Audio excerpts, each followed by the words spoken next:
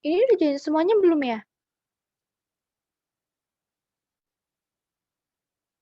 Tunggu 5 menit lagi ya, coba. Tunggu semuanya join. Oke, Kak.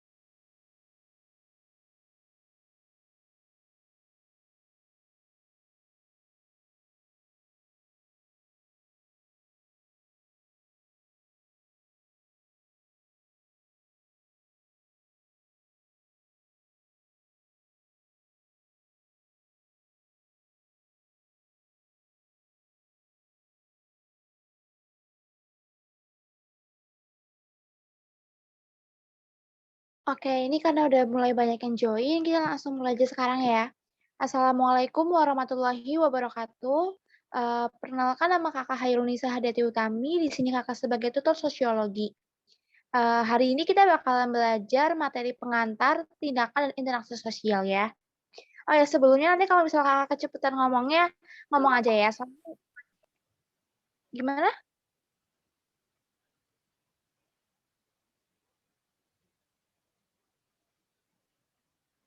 Nanti kalau Kakak ngomongnya kecepatan, ngomong aja ya, nggak apa-apa.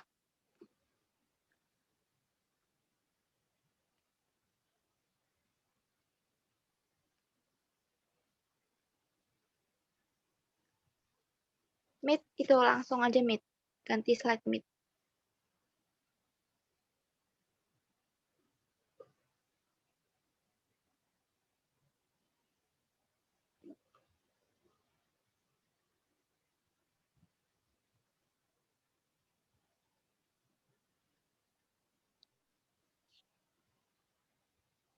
Oke, di sini mulai ya kita membahas tentang pengantar sosiologi.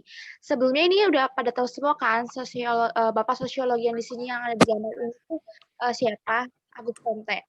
Eh, jadi sosiologi itu ada dua pengertian gitu secara etimologi dan juga secara pengertian atau harfiah. Yang pertama secara etimologi. Secara etimologi itu adalah sosius dan logos. Kalau sosius itu artinya teman dan logos itu artinya ilmu.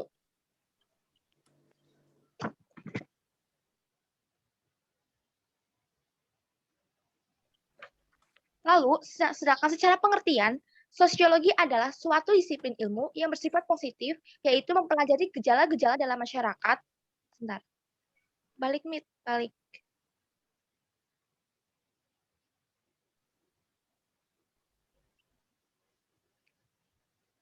Secara pengertian, sosiologi adalah suatu disiplin ilmu yang bersifat positif, yaitu mempelajari gejala-gejala dalam masyarakat yang didasarkan pada pemikiran yang bersifat rasional dan ilmiah.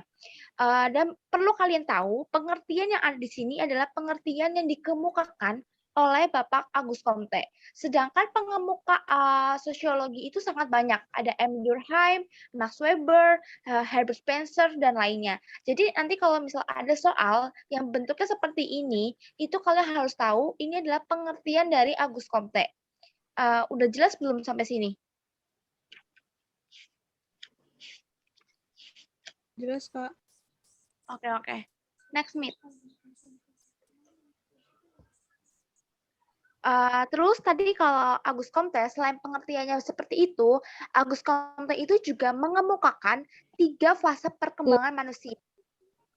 Yang pertama itu ada teologis, metafisik, dan Semua.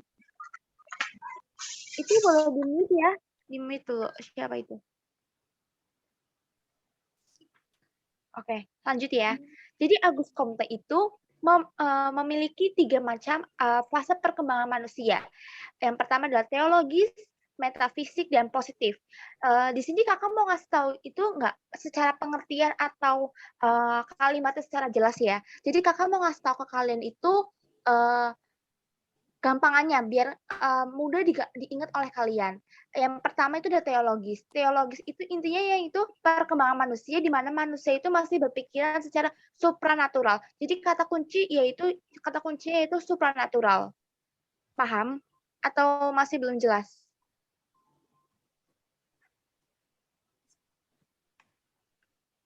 Paham, Kak. Oke. Yang kedua itu ada tahap metafisik. Tahap metafisik itu di mana tahap peralihan dari supranatural ke ilmiah. Jadi di tahap perkembangan manusia yang di metafisik ini, itu manusia itu berpikir sudah bukan lagi supranatural, melainkan sudah beralih ke ilmiah.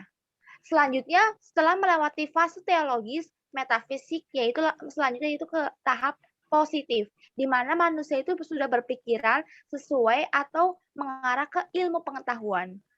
Jadi intinya dan bedanya, kalau teologis itu supranatural, kalau metafisik itu peralihan dari supranatural ke ilmiah, dan positif itu ilmu pengetahuan.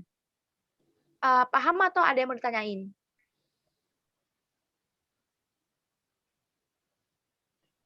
Oke, sebentar. Kakak tulis di kolom chat ya, sebentar.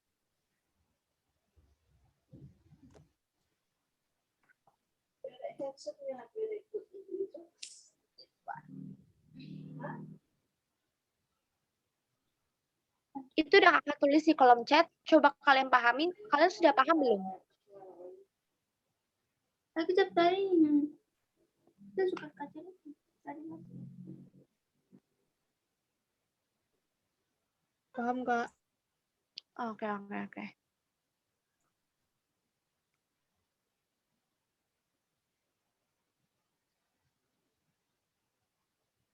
Oke, next ya, yaitu ciri-ciri ilmu sosiologi. Ciri-ciri ilmu sosiologi itu ada 4. Ada empiris, teoritis, kumulatif, dan juga non-etis. Yang pertama itu ada empiris.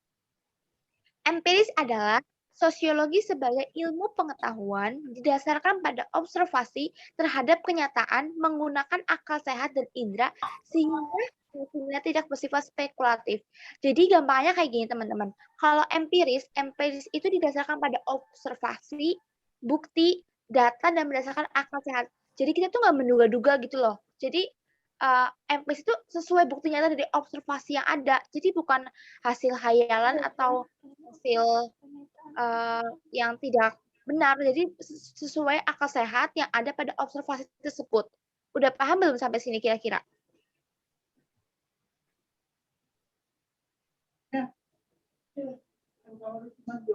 Paham, Kak.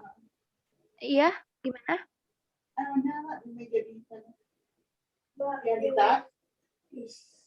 Jadi intinya empiris itu kata kuncinya adalah observasi dan akal sehat. Itu kata kuncinya ya, kalian perlu ingat. Lalu selanjutnya itu ada teoritis. Teoritis artinya adalah sosiologi sebagai ilmu pengetahuan selalu berusaha untuk menyusun abstraksi dari hasil pengamatan empiris. Abstraksi merupakan penarikan kesimpulan yang menjelaskan hubungan sebab akibat dari gejala-gejala sosial yang diteliti. Jadi kayak gini, kalau tadi kan empiris itu kan berdasarkan observasi, bukti, data, dan akal sehat. Nah, dari empiris dari observasi tersebut, di tahap teoritis ini, itu kita susun abstraksi atau sebuah kesimpulan. Atau yang disebut juga dengan hubungan sebab akibatnya. Paham nggak sampai sini? Atau kurang jelas? Jelas, Kak. Jadi intinya empiris itu kan pertama dari observasi dan akal sehat. Nah, di teoritis kita itu narik kesimpulan berupa abstraksi yang hubungannya itu jelasin hubungan sebab akibat. Nah, yang selanjutnya ada kumulatif. Kumulatif artinya adalah sosiologi membangun argumen yang tidak turun begitu saja di ruang hampa, melainkan disusun atas teori-teori yang sudah ada sebelumnya. Teori-teori tersebut merupakan hasil dari penelitian-penelitian yang sudah dia lakukan sebelumnya. Nah, kalau kumulatif, kata kuncinya adalah teori yang sudah ada sebelumnya atau diperbarui. Paham belum sampai sini?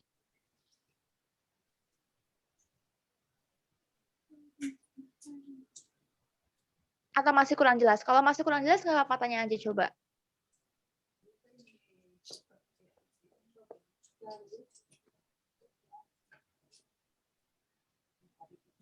Udah paham ya? Oke, lanjut ya. Oke. Lanjut ke non-etis. Non-etis itu artinya sosiologi membahas suatu permasalahan sosial tanpa mempersoalkan nilainya, yaitu mau baik maupun buruk itu nggak dibahas. Jadi gini, kalau non-etis itu kata kuncinya adalah tidak menilai baik buruknya. Jadi buat kalian gampangnya kalau ada soal-soal yang muncul dalam soal UTBK nantinya, itu kayak gini, kalau empiris itu kata kuncinya adalah observasi, bukti, data, dan berdasarkan akal sehat. Sedangkan teoritis yaitu kita menyusun abstraksi atau kesimpulan yang ada dari empiris tadi, yaitu yang hubungannya itu sebab akibat dari gejala-gejala yang tadi sudah diteliti.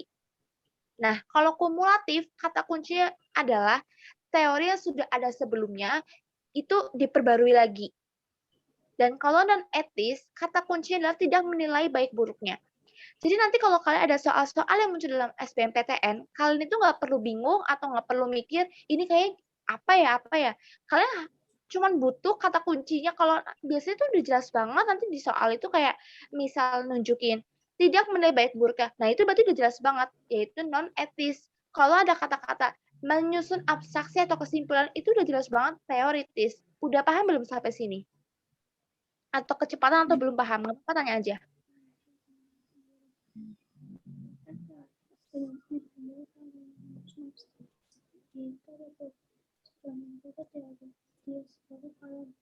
Oke, agak pelan-pelan. Ini mau diulang lagi atau gimana?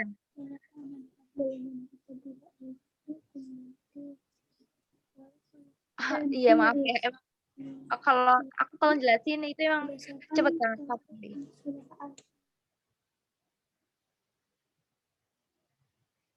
Lanjut, Mit.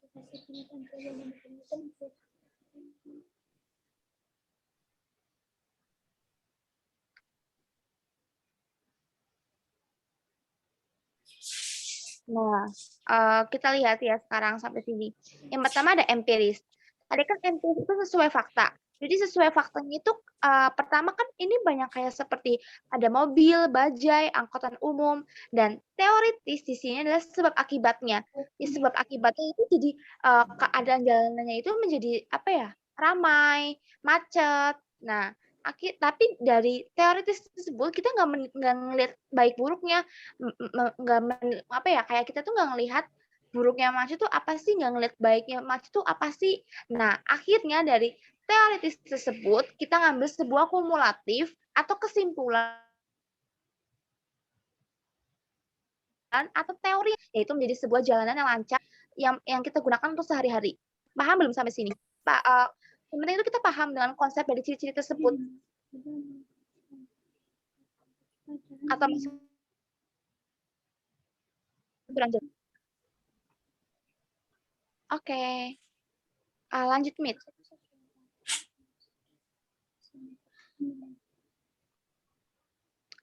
Selanjutnya ada perspektif sosiologi. Perspektif itu sudut pandang. Jadi sudut pandang sosiologi itu ada 3. Yang pertama adalah struktural fungsional, yang kedua adalah struktural konflik, dan yang ketiga adalah interaksionalisme simbolik. Yang pertama itu ada struktural fungsionalisme. Yang perlu kalian tahu, struktural fungsionalisme itu dikemukakan oleh Emil Durkheim. Harus ingat ya kalian, struktural fungsionalisme itu dikemukakan oleh Emil Durkheim. Karena ini sering banget muncul di soal-soal UTBK. Siapa pengemuka perspektif sosiologi struktural fungsionalisme, yaitu Emil Durkheim. Nah, jadi di sini tuh maksudnya gini, teori struktural fungsional seringkali disebut sebagai perspektif fungsionalisme adalah teori yang mengemukakan tentang kesinambungan sosial yang terjadi dalam kehidupan masyarakat. Contohnya kayak gini, misal ada suatu susunan pengurus desa. Emil Durkheim.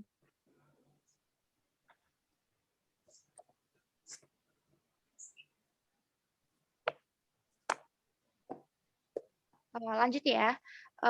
Maksud dari struktural fungsionalisme di sini itu seperti ini. Contoh ada sebuah pengurus desa. Pengurus desa itu kan ada RT, ada RW, ada kepala desa. Nah, kalau salah satu dari pengurus tersebut ada yang bermasalah, otomatis struktural fungsionalisme yang lain juga ikut bermasalah. Jadi saling berkesinambungan, saling berhubungan. Contohnya ada kepala desa, RT, dan RW. Misalnya ada RT-nya ini bermasalah. Nah, otomatis penjalanan fungsi dari kepala desa dan juga RW-nya itu ikutan bermasalah. Karena mereka itu saling berhubungan, saling berfungsional, saling berkesinambungan. Jadi kalau satunya bermasalah, semuanya ikut bermasalah. Tapi kalau satunya juga benar, ya semuanya juga ikut benar. Udah paham belum sampai sini? Paham, Kak. Oke. Ada yang mau ditanyain?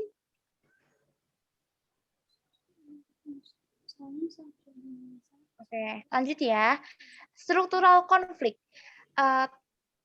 Kalau struktural konflik ini adalah dikemukakan oleh Karl Marx. Harus ingat ya kalian, Karl Marx ini juga pengemuka dari struktural konflik. Nah, teori konflik, teori yaitu yang menekankan pada asumsi dasar bahwa konflik di masyarakat itu disebabkan adanya upaya yang mengejar hal-hal bersifat langka dan diperebutkan. Seperti teori dari Karl Marx, yaitu konflik itu disebabkan karena adanya perbedaan ketidakadilan ataupun juga adanya ketimpangan antara kelas bourgeois atau kapitalis atau pemilik modal dan juga kaum proletar atau buruh atau orang yang tidak memiliki modal. Sudah paham belum? Paham, Kak. Oke, oke. Kalau ada yang belum paham atau kecepatan, tanya aja nggak apa-apa ya. Nggak usah sungkan-sungkan. Lanjut di internasionalisme simbolik. Ulangi. Oke. Ulangi ya. Di struktural konflik. Struktural konflik itu dikemukakan oleh Karl Marx. Struktural konflik itu terjadi karena adanya sebuah sebentar. Kata kuncinya adalah ketidakadilan atau ketimpangan. Ada dua macam kelas di dalam struktural konflik yang menyebabkan konflik ini tuh terjadi itu karena adanya kelas kapitalis atau bourgeois atau yang memiliki modal dan juga ada juga kelas buruh atau proletar atau yang tidak memiliki modal. Jadi kata kuncinya adalah kalau kita membahas tentang sebuah ketidakadilan atau ketimpangan, saya ada kayak kaum miskin dan kaum kaya, ini udah jelas banget masuk ke struktural konflik. Paham nggak sampai sini? Contohnya nanti di soal ada yang ditanyakan tentang ada yang kaum bourgeois dan juga ada kaum yang proletar. Ini udah jelas banget masuknya itu ke konflik. Intinya konflik itu tentang membahas tentang sebuah yang diperebutkan karena dia itu ada sebuah ketidakadilan ketimpangan. Dia itu nggak adil. Jadi itu udah jelas yang menyebabkan sebuah konflik. Udah paham sampai sini?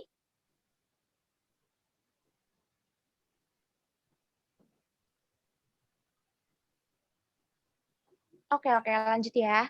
Yaitu yang selanjutnya adalah interaksionalisme simbolik.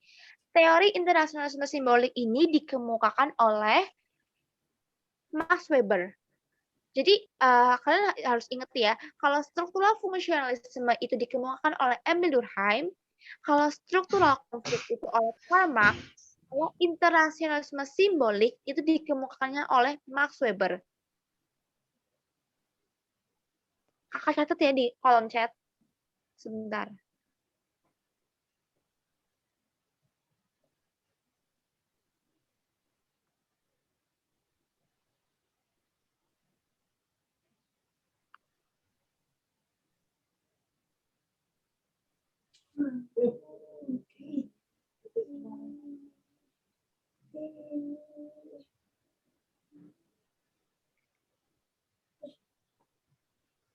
Nah, itu sudah kakak catat di kolom chat, bisa kalian buka. Itu penting banget buat kalian catat, karena nanti di soal-soal SBMPTN itu sering banget ditanyain, siapa sih pengemuka perspektif ini. Nah, kalian tuh harus paham.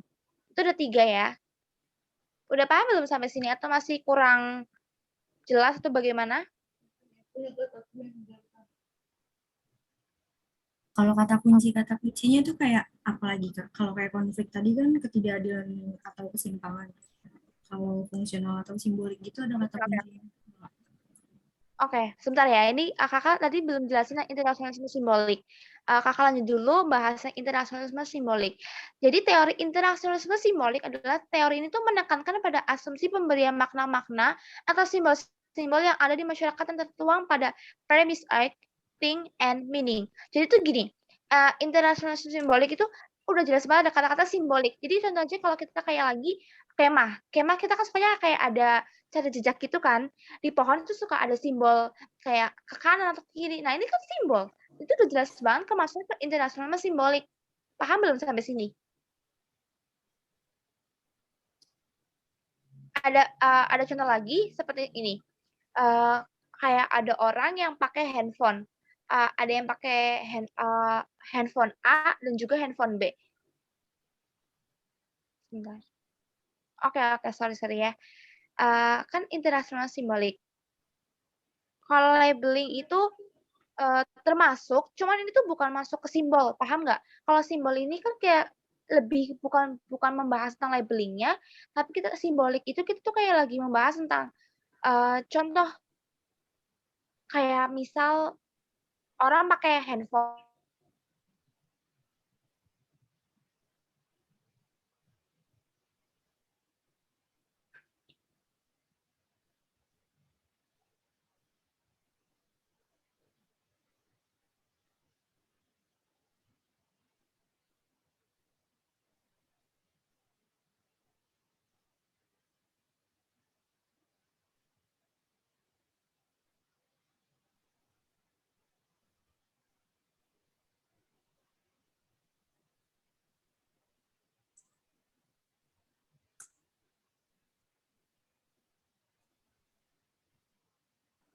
Maaf tadi sinyal Kakak hilang, maaf ya. Ulang.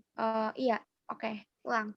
Tadi internasionalisme simbolik itu kayak kita tuh tentang simbol. Contohnya kayak ada orang yang dari segi muka, kalau mukanya kita tuh kayak lagi marah ke seseorang itu kan berarti udah menjadi sebuah simbol kalau kita lagi marah. Paham nggak sampai sini maksudnya? Simbol itu kayak membedakan antara kita dengan yang lain. Kayak kita tuh memberikan makna loh ke seseorang. Contohnya kayak pakai bahasa isyarat. Contohnya kayak untuk orang yang tidak bisa, iya lebih ke kode, benar sekali. Jadi kayak kita tuh lebih kayak ngasih ke kode, simbol. Kayak kita lagi marah, kita nunjukin muka marah. Kalau kita kayak lagi mau memanggil seseorang dengan lambaian tangan, nah ini disebut dengan simbol. Kita mau memanggil dengan sebuah lambaian tangan itu artinya kan simbol kita, artinya kita tuh menyapa orang tersebut. Paham belum sampai sini maksudnya? Oke. Kakak ulas dari awal ya. Yang pertama adalah struktural fungsionalisme. Struktural fungsionalisme itu dikemukakan oleh Emil Durkheim. Jadi contoh fungsionalisme itu adalah saling berhubungan, saling berfungsional karena dia itu memiliki fungsi yang saling melengkapi. Contoh, ada perangkat desa, itu ada kepala desa, RT dan RW. Dan RT-nya juga ikut bermasalah karena mereka itu saling berkesinambungan, saling berhubungan, dan saling memiliki fungsional. Jadi kalau satunya nggak benar, semuanya ikut nggak benar. Kalau satunya benar, ya semuanya juga ikut benar. Paham belum sampai sini? Paham, Kak. Oke. Selanjutnya itu ada struktural konflik. Struktural konflik ini intinya kita tuh membahas tentang sebuah ketimpangan, ketidakadilan, karena ada kaum yang memiliki modal atau bourgeois, dan juga ada kaum yang tidak memiliki modal atau proletan. Jadi intinya kalau konflik itu, kata kuncinya itu kita tuh membahas tentang sebuah ketimpangan, ketidakadilan. Jadi kalau kita udah bahas tentang ketimpangan dan nggak keadilan itu udah pasti masuk konflik. Contohnya, ini kan udah ada kata-kata di sini adanya upaya untuk mengejar hal-hal bersifat langka dan diperebutkan. Karena diperebutkan ini kan otomatis ada sebuah ketidakadilan. Ada yang orang yang egois, ada orang yang kayak nggak egois gitu loh. Iya, benar. Tuh. Lanjut ya ke internasionalisme simbolik. Internasionalisme simbolik itu dikemukakan tadi oleh Max Weber. Jadi kalau internasionalisme simbolik itu lebih kayak kita tuh kasih kode ke orang, simbol. Kita marah, otomatis simbol kita cemberut. Kita senang, otomatis simbol kita ketawa. Terus kayak kalau kita lagi cari jejak di pohon itu ada yang menunjuk panahnya ke kanan, yaitu otomatis simbol kita itu ke kanan. Udah paham belum sampai sini antara ketiga perspektif tersebut? Konsepnya kalian tuh harus paham konsepnya. Jangan ngapalin pengertian, tapi kalian itu harus paham sama konsepnya dulu. Kalian udah paham belum sampai sini? Gimana ya konfliknya, konsep-konsepnya dari ketiga tersebut? Paham. Oke. Ada yang mau ditanyakan apa enggak? Kalau ada yang belum jelas, tuh kecepatan ngomong ya. Oke, lanjut.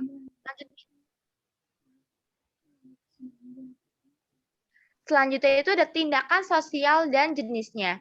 Perlu kalian tahu, tindakan sosial itu dikemukakan oleh Max Weber. Jadi nanti kalau misal ada soal yang menanyakan siapa pengemuka tindakan-tindakan sosial tersebut, yaitu Max Weber. Tokohnya yang mengemukakan itu adalah Max Weber. Jadi pengertian tindakan sosial adalah suatu tindakan dilakukan yang dipengaruhi oleh orang lain. Jenisnya itu ada 4. Yang pertama itu ada rasionalitas instrumental, yang kedua itu ada rasionalitas yang berorientasi nilai, ada tindakan tradisional, dan tindakan afektif. Jadi yang pertama itu adalah tindakan rasionalitas instrumental. Jadi rasionalitas instrumental itu tindakan yang mementingkan cara untuk mencapai satu tujuan. Jadi gampangnya kayak gini, kalau instrumental itu antara tujuan dan caranya itu kita perhatiin. Nah, contohnya begini, belajar UTBK agar lulus PTN. Kan sama-sama diperhatikan kan? Contohnya kayak, kita mau pinter, ya kita belajar. Kita mau kaya, ya kita berusaha. Jadi antara tujuan dan caranya itu kita memperhatikan. berhubungan dan apa ya? Kita perhatikan semuanya gitu loh. Paham nggak maksud Kakak sampai sini? Paham nggak? Oke. Selanjutnya itu ada rasionalitas yang berorientasi nilai. Tindakan didasarkan pada nilai yang dianut oleh masyarakat, yaitu nilai religi, etika, dan estetika. Contohnya berpuasa bagi umat Islam. Jadi tuh kayak tindakan yang berorientasi ini nilai itu tindakan yang memperhitungkan manfaatnya, tapi tujuannya itu nggak begitu diperhatikan. Contohnya kayak berpuasa bagi umat Islam. Contohnya juga kayak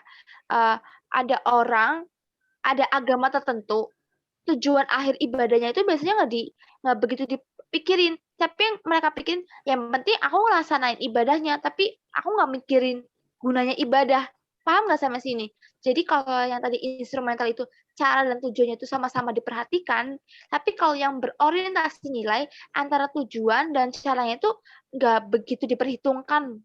Kalian paham nggak sampai sini maksudnya? Contohnya kayak nih, berpuasa bagi umat Islam.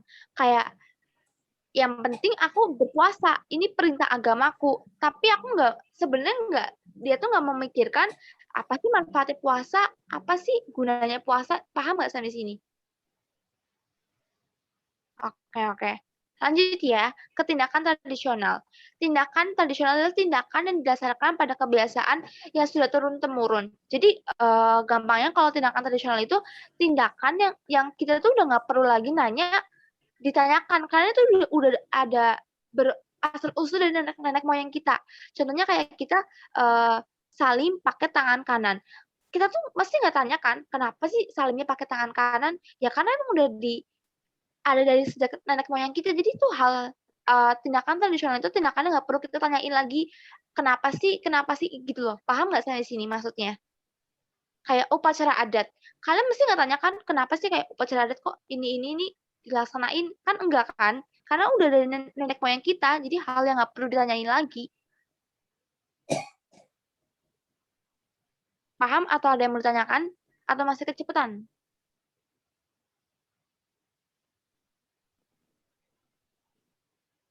Oke, udah paham ya. Lanjut ke tindakan afektif. Tindakan afektif itu adalah tindakan yang didasarkan pada perasaan atau emosi.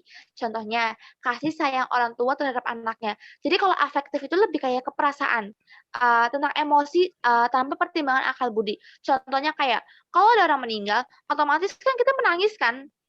Kita tuh menangis. Jadi kayak afektif itu pokoknya munculnya itu dari perasaan atau emosi kita. Kasih sayang orang tua terhadap anaknya. Terus kayak orang meninggal, otomatis kita nangis. Jadi semua tindakan afektif itu muncul dari sebuah perasaan atau emosi dalam diri kita sendiri. Udah paham belum kalian?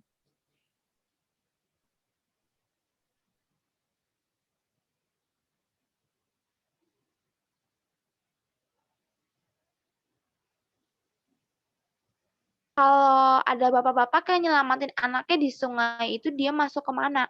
Dia itu lebih ke afektif, karena afektif itu oke, sebentar ya, satu-satu. Kalau afektif itu lanjutnya kan dia kan lebih kayak ke perasaan atau emosi. Ini kan ada bapak-bapak yang nyelamatin anaknya di sungai. Otomatis kan bapak-bapak itu punya rasa empati dan simpati. Ini kan berasal dari perasaan dan emosi dari kakek bapak-bapak tersebut. Jadi ya masuknya ke afektif gitu. Udah paham belum nih, Radisa? Berarti Atau masih lanjut? intinya yang afektif itu berhubungan sama perasaan gitu ya, Kak? Iya, perasaan kayak orang meninggal ya pasti kita nangis kan. Nah, gitu. Kayak bapak nyelamatin anaknya di sungai, ya itu karena dari simpatinya kita, dari perasaannya kita, dari emosi dalam diri kita. Jadi bapak-bapak itu nyelamatin anaknya di sungai. Masuknya ke afektif. Udah jelas ya, Disa?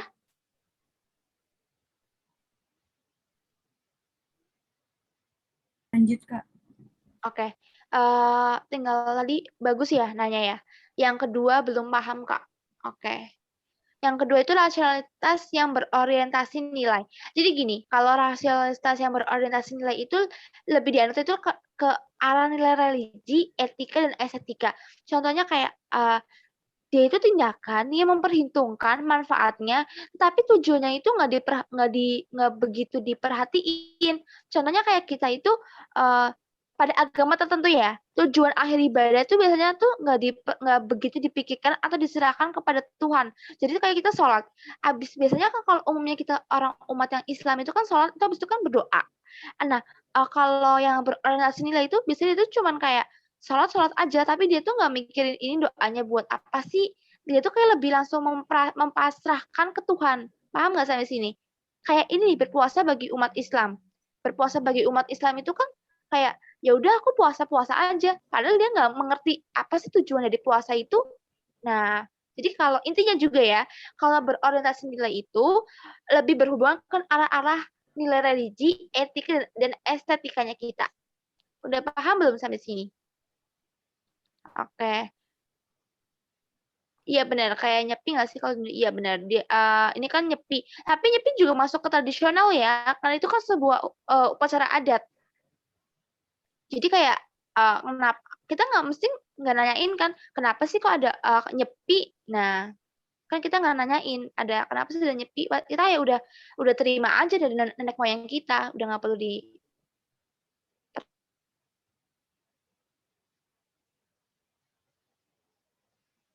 Kalau masih ada yang belum paham, nggak apa-apa tanya aja.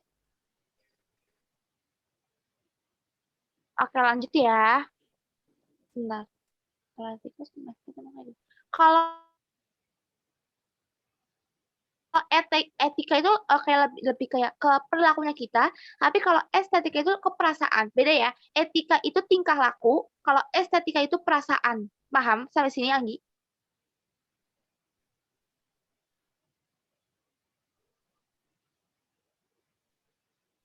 Jadi kalau kayak etika itu ya perilakunya kita kayak puasa ya kita ngelakuin puasa, tapi kalau estetika ya dari perasaannya kita nggak mikirin apa sih puasa pasti gitu kan, kita cuma ngelakuin puasa ya puasa karena ajaran agama kita, tapi aslinya kita belum ada yang belum tentu mengerti apa sih gunanya puasa. Nah seperti itu. Oke, udah paham ya, lanjut Mit. Selanjutnya ada interaksi sosial. Jadi interaksi sosial itu pengertiannya adalah interaksi adalah hubungan timbal balik yang berupa aksi saling mempengaruhi antar individu dengan kelompok atau kelompok dengan kelompok.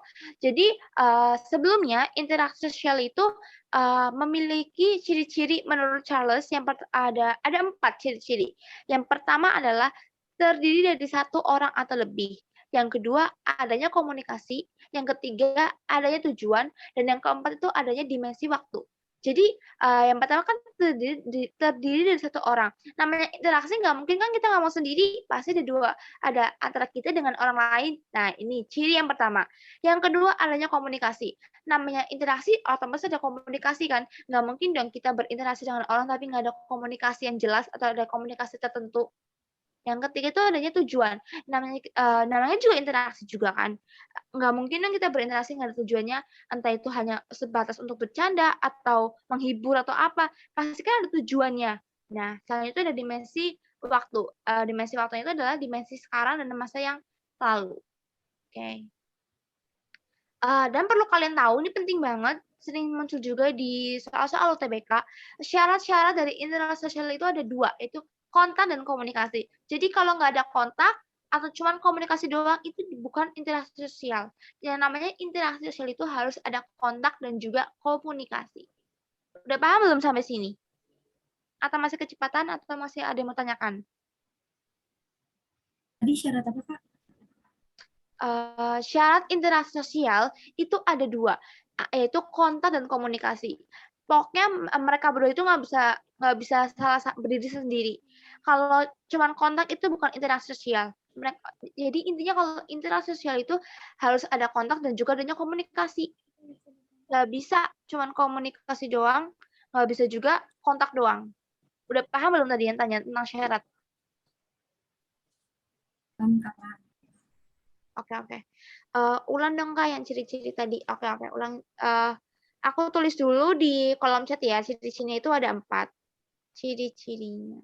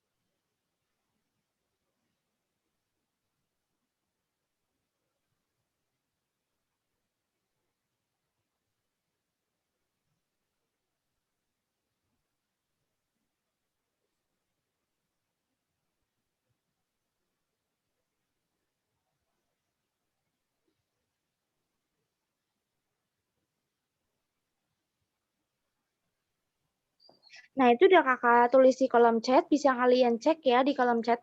Kakak jelasin lagi satu-satu. Ciri-ciri interaksi sosial adalah ada 4. Yang pertama itu adanya komunikasi. Namanya interaksi sosial, itu pasti kan ada komunikasi. Nggak mungkin deh kita interaksi sosial itu nggak ada komunikasi, diem-dieman aja. Paham kan sampai sini? Yang kedua, adanya tujuan. Namanya juga interaksi sosial. Nggak mungkin kita itu melakukan interaksi tanpa adanya tujuan. Entah sebatas untuk bercanda atau ngobrol sama teman tadi kan pasti ada tujuannya. Tujuannya buat apa gitu. Nah, selanjutnya ada dimensi waktu. Dimensi waktu di situ maksudnya tuh kayak dimensi waktu. Interaksinya itu interaksi yang sekarang atau masa yang lalu. Nah, yang selanjutnya terdiri dari satu orang atau lebih. Jadi interaksi sosial itu nggak mungkin yang kita ngomong sendiri, pasti kan ada antara kita dengan yang lain, ada antara individu dengan individu, atau individu dengan kelompok, atau kelompok dengan kelompok. Itu ciri-ciri dari interaksi sosial. Udah paham belum sampai sini? Atau ada yang mau ditanyakan coba?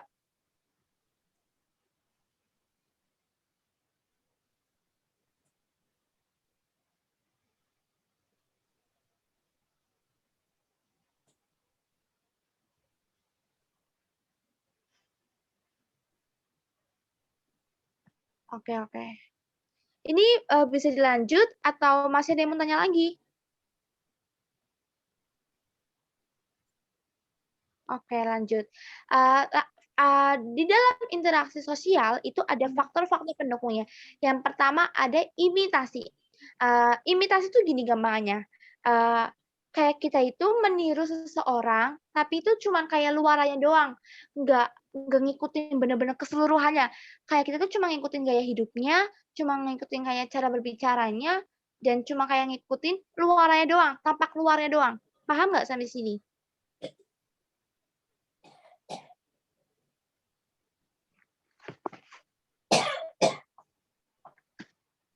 Oke, lanjut ya. Oke. Sedangkan yang identifikasi, kalau identifikasi itu kita kayak niru seseorang, tapi yang itu benar-benar secara keseluruhan.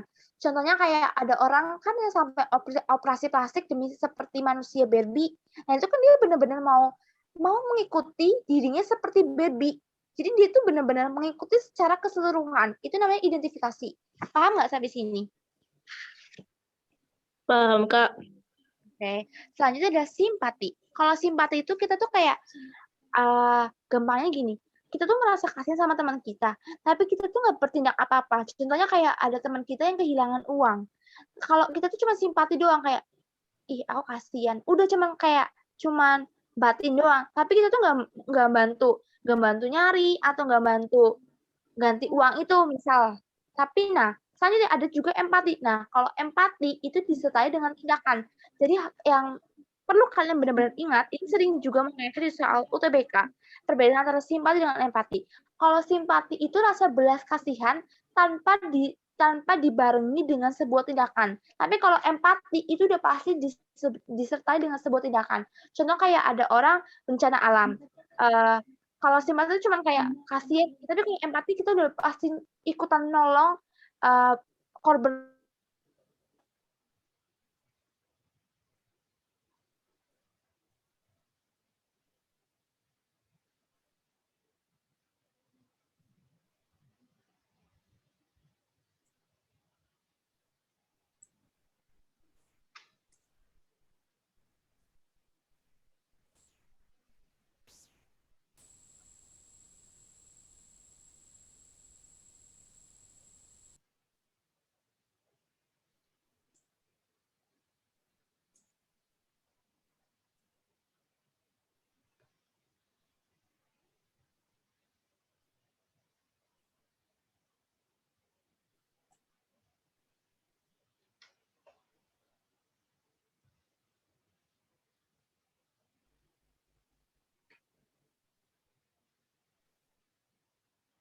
Maaf ya tadi kakak keluar, sinyal kakak jelek banget, sorry. Ulang ya. Oke, ulang. Sorry. Iya, sorry. Lanjut. Sugesti dan juga motivasi.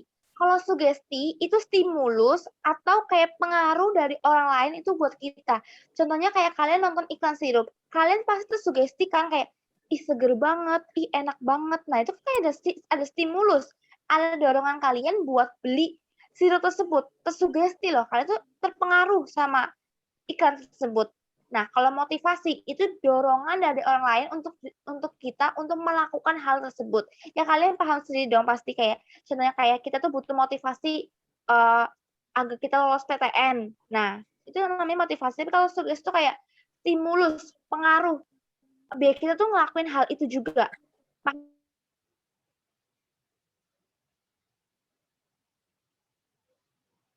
nggak sampai sini? Paham, Atau ada yang mau Kak. tanyakan? Iya. Coba yuk.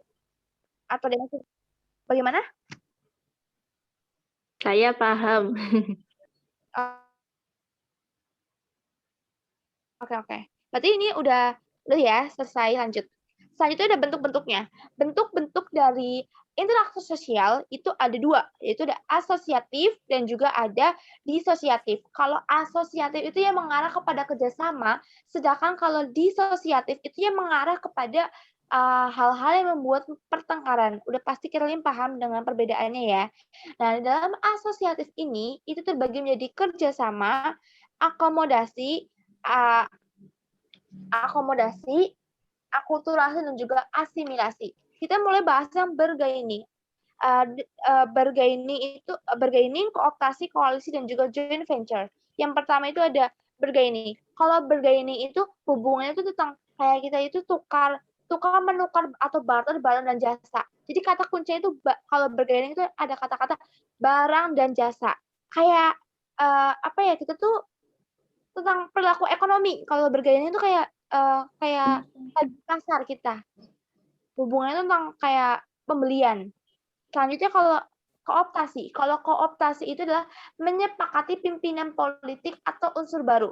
Jadi kata kuncinya itu kalau kooptasi itu adalah adanya unsur baru atau menyepakati dari pimpinan baru dari politik tersebut.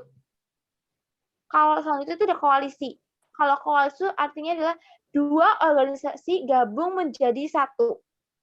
Selanjutnya ada joint venture. Kalau joint venture itu intinya adalah tentang sebuah perusahaan. Pokoknya kata kuncinya adalah perusahaan. Kakak chat, tulis di kolom chat ya. Ini penting banget buat kata kunci kalian nanti buat jawab soal. Karena percuma kakak akan jelasin kalimat pengertiannya, kalian pasti nggak bakal paham. Tapi yang penting kakak kasih di sini adalah kata kuncinya. Jadi nanti kalau ada soal yang muncul dalam UTBK, kalian udah langsung paham. Oh, ini gitu. Sebentar ya, kakak tulis dulu di kolom chat.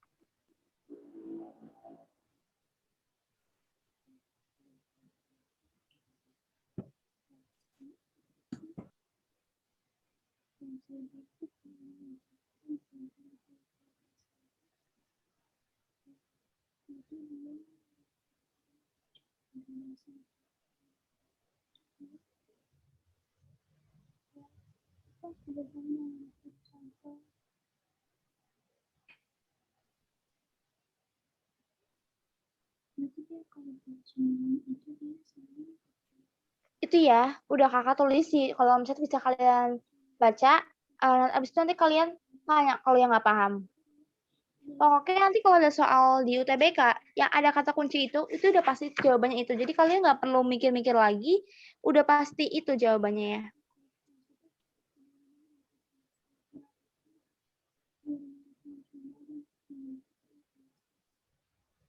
Ada yang udah paham? Ada yang belum paham? Kak, maksudnya perusahaan itu gimana, Kak? Oke. Joint venture. Jadi itu kerjasama dalam perusahaan proyek tertentu. Jadi kata kunci itu kalau ada perusahaan proyek tertentu. Paham di sini? Jadi itu kerjasama antara perusahaan. Kerjasama antara perusahaan. Udah paham? Masih. Oke. Yang lain ada yang mau ditanyakan atau masih ada yang belum jelas? Tanya aja ya.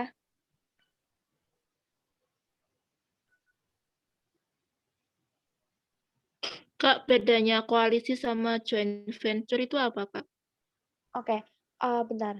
Kalau koalisi sih kan gini, pokoknya kalian tuh harus ingat kalau koalisi itu kata kuncinya adalah organisasi. Dua organisasi gabung jadi satu. Sedangkan joint venture itu adalah perusahaan. Jadi itu kerjasama antara perusahaan buat proyek tertentu. Paham nggak? Jadi ini beda. Kalau koalisi itu dua organisasi gabung jadi satu, sedangkan joint venture itu bukan sedangkan joint venture itu kerjasama dalam perusahaan untuk proyek tertentu. Paham nggak sampai sini maksudnya? Iya, Kak, paham. Terima kasih. Intinya kalau koalisi itu kata kuncinya adalah organisasi, kalau joint venture itu kata kuncinya adalah perusahaan. Udah, kayak gitu. Ada yang mau tanya lagi nggak? Kalau kooptasi itu apa, Kak? Kalau kooptasi, pokoknya kata kunci dari kooptasi adalah menyepakati pimpinan politik atau pokoknya menerima unsur baru. Intinya penerimaan unsur baru dalam politik, menyepakati pimpinan. Pokoknya yang kakak tulis di sini, itu udah kata kuncinya banget. Kalau kooptasi menerima unsur baru di luar bidang politik bisa nggak? Bisa kok bisa. Cuman memang utamanya itu kan menyepakati pimpinan namanya pimpinan itu kan lebih dominan di politik gitu kan. Nah, jadi nanti pokoknya kalau kalian menemukan tentang menyepakati pimpinan atau menerima unsur baru itu udah pasti kooptasi. Pokoknya kalau ada menerima unsur barunya itu udah pasti kooptasi ya. Ada yang mau tanya lagi? Lanjut. Oke. Selanjutnya itu ada akomodasi. Nah, di akomodasi itu jenis-jenisnya di sini yang paling banyak. Kalian benar-benar harus paham sama kata kuncinya di sini. Yang pertama itu ada kursi. Kursi itu udah pasti jelas banget tentang kekerasan. Jadi sebelumnya yang perlu kalian tahu, akomodasi itu artinya adalah upaya penyelesaian konflik.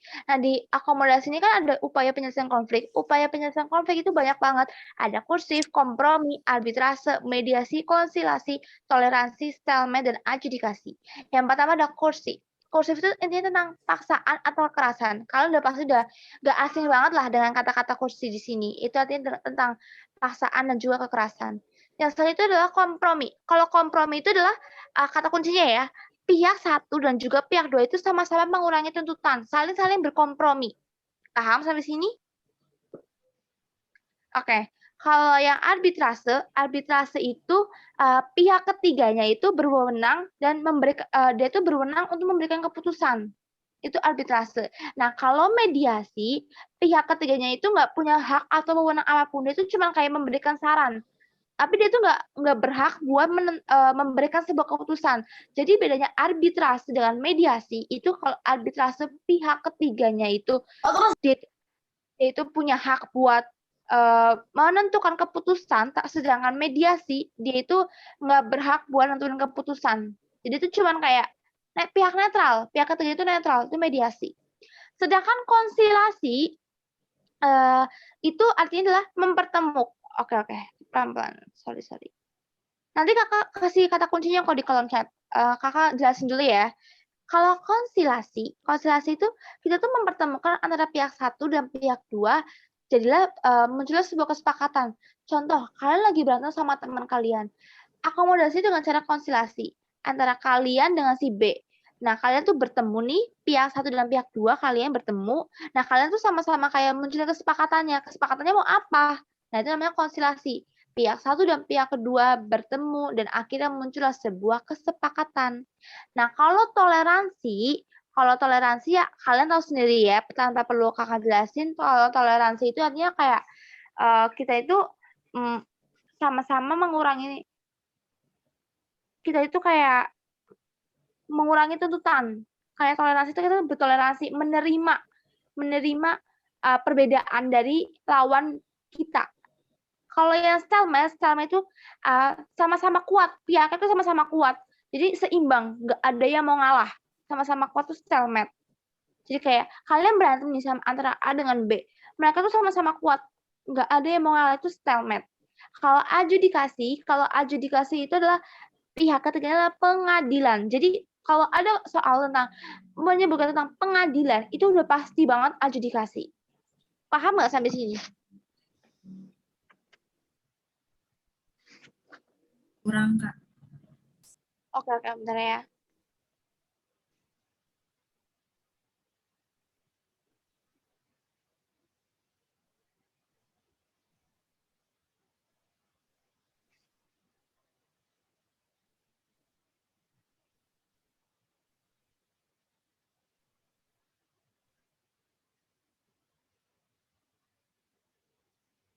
Oke, sebentar ya. Kakak tulis dulu.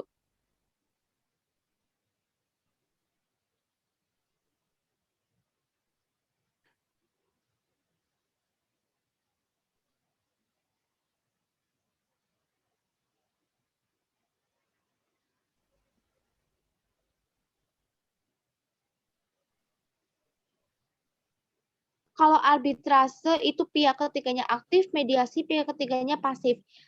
Kalau arbitrase itu, ya itu benar-benar bisa dibilang kayak gitu juga, karena arbitrase kan pihak ketiganya adalah arbitrase itu kan pihak ketiganya itu dia berwenang untuk memberikan keputusan, sedangkan mediasi itu dia tuh nggak berhak buat nentuin apa-apa, dia cuma kayak kasih arahan doang, kayak baiknya kamu tuh gini loh, contohnya kayak ada temannya lagi bertengkar, pihak ketiganya tuh melerai, nah itu mediasi.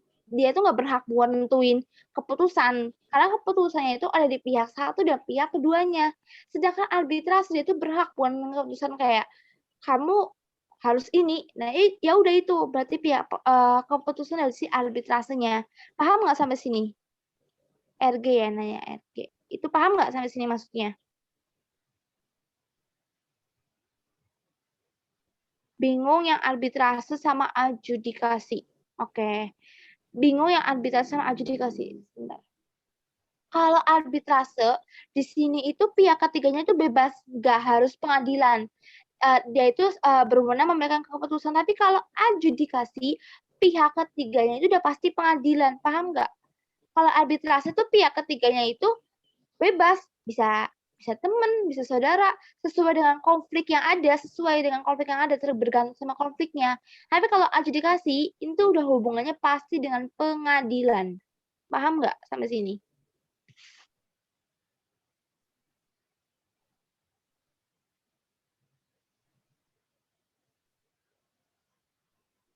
Nanti ditulis kata kuncinya kan kayak yang asosiatif.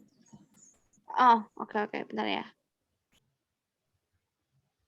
Nah, ya benar. Jadi kalau arbitrase penangannya itu berwenang, walaupun bukan pengadilan. Jadi kalau arbitrase itu bebas, mau pihak ketiganya tuh mau siapa kek, intinya itu boleh memberi ke sebuah keputusan. Tapi kalau adjudikasi pihak ketiganya itu udah pasti pengadilan.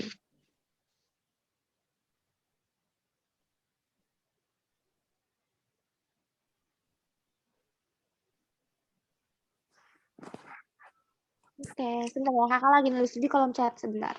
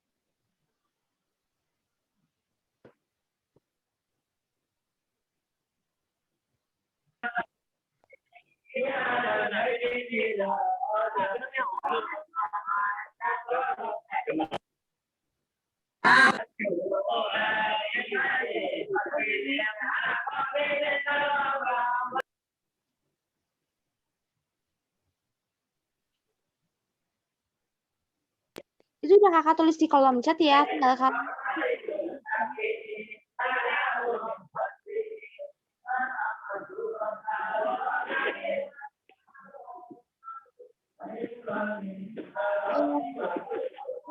Hasim.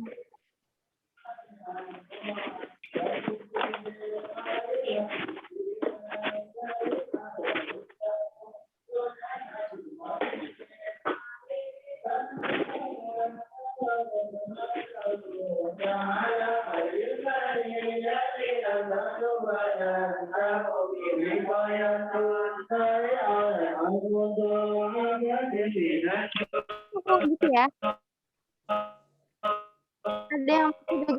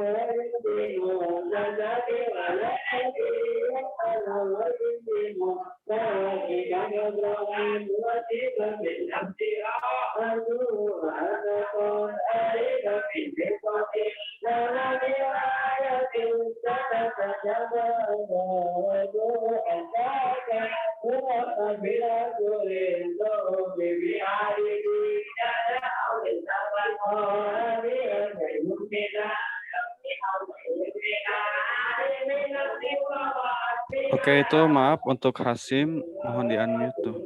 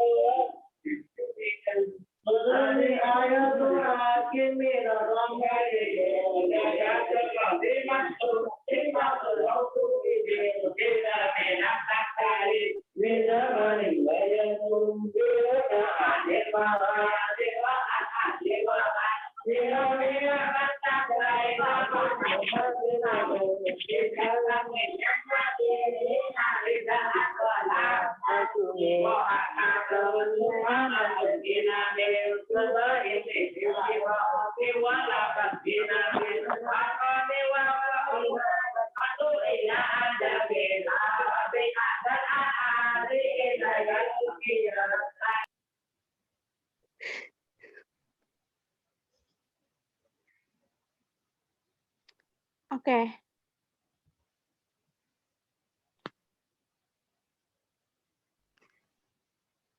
Tadi dia, sebentar.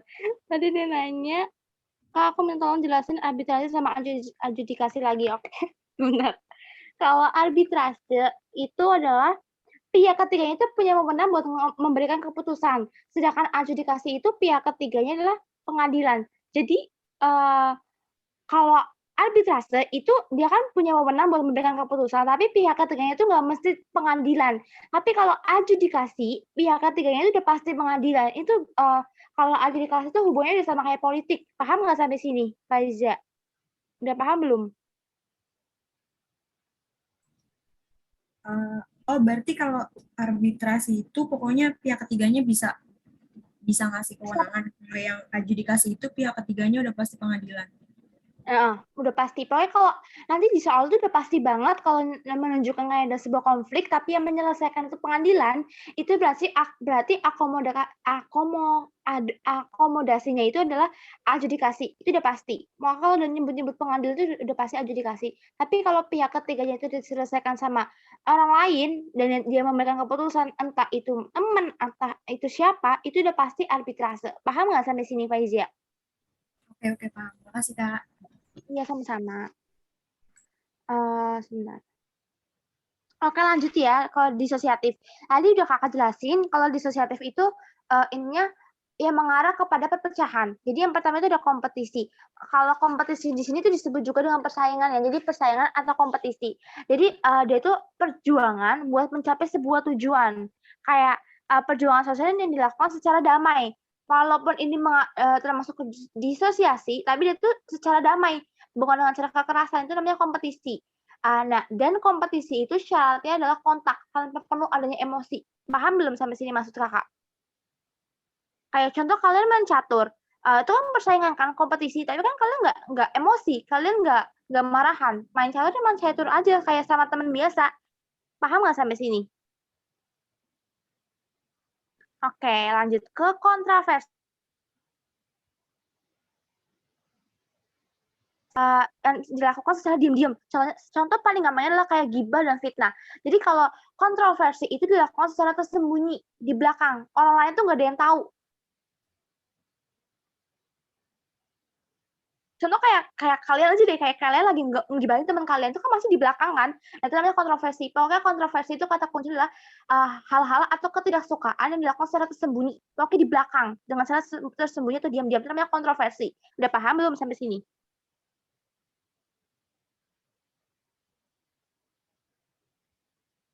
Oke, udah ya. Lanjut ke konflik. Nah, kalau konflik dia itu kayak upaya kita buat menyerang, melukai, atau memusnahkan lawannya dengan cara kekerasan atau menentang. Jadi gampangnya kayak gini teman-teman. Kalau kompetisi itu hanya perlu kontak tanpa perlu emosi. Tapi kalau kontroversi itu adanya emosi, nggak ada kontak karena dilakukan secara diam-diam atau sembunyi. Tapi kalau konflik itu udah pasti ada kontak.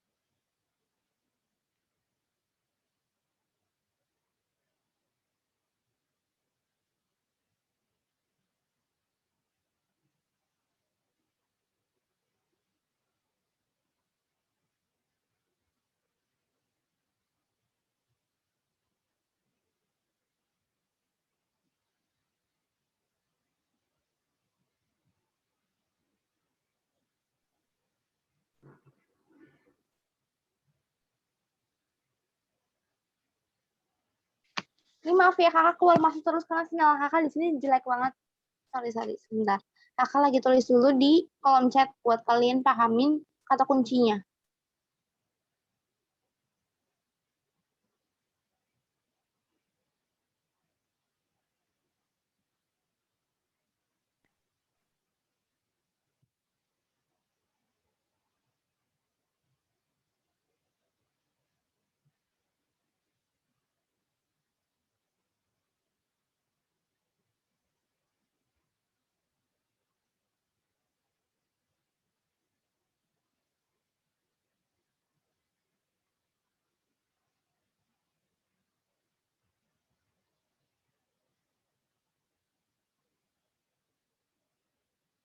Itu ya udah kakak tulis di kolom chat, bisa kalian pahamin. Nanti kalau ada yang kalian nggak paham, bisa kalian tanya ke kakak.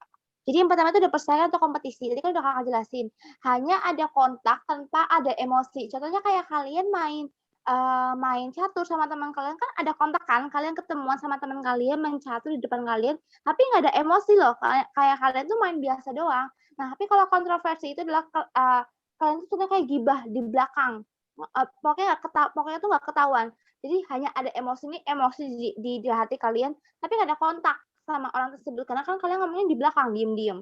Nah, kalau konflik itu ada kontak dan juga ada emosi. Jadi menentang secara langsung. Paham nggak sampai sini maksud kakak? Atau dia bertanyakan? Kalau paham, kakak lanjut ya. Oke, lanjut Mit. Oke.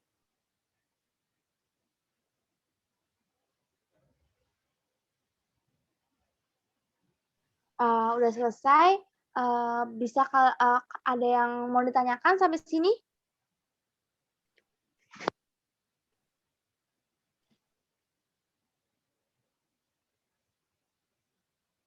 Oke, alhamdulillah buat hari ini udah selesai. Oh ya, mau ada yang Kakak tambahin, sifat-sifat interaksi sosial ya. Yang pertama itu ada Kakak tulis di kolom chat ini juga penting, biasanya sering keluar juga di UTBK. Sebentar.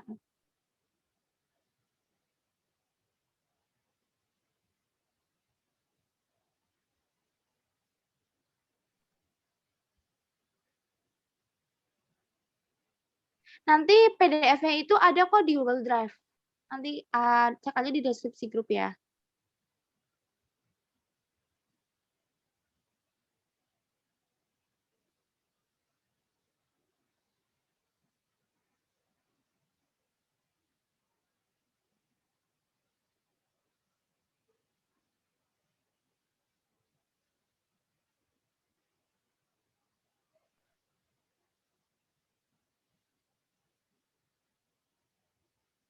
Sebentar ya teman-teman. Nanti kalian on cam sebentar ya, mau di screenshot sebentar. Sebentar.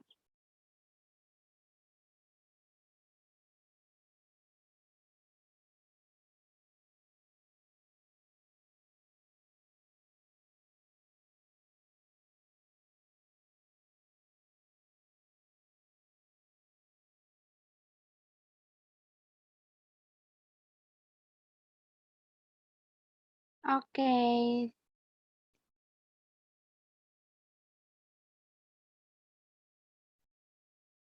Sebentar.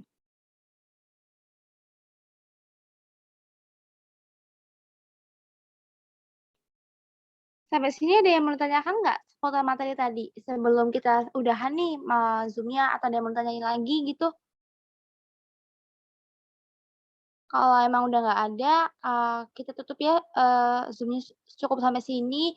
Nanti jangan lupa isi presensi dan masukan buat Kakak ya. Ini ciri-ciri untuk apa? Ini bukan ciri-ciri ya, ini sifat-sifat interaksi sosial. Sebentar, sebentar.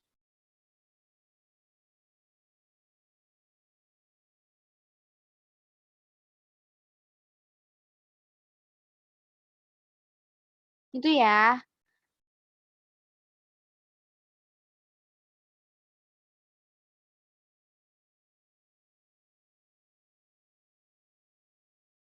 Oke, sama-sama. Ya udah, kita akhirin pertemuan kita sampai sini dulu. Sampai jumpa di 2 minggu ke depan sama Kakak. Terima kasih semuanya, selamat malam. Nanti jangan lupa isi absen presensinya ya. Makasih, Kak. Oke. Oke, sama-sama. Terima kasih, Kak. Nanti di grup ya sebentar, nanti Kakak kirim link-nya. Oke, sekarang kalian udah bisa keluar. Makasih, Kak. Oke, sama-sama. Ini sudah ada dokumentasi, Kak. Sebentar. Udah.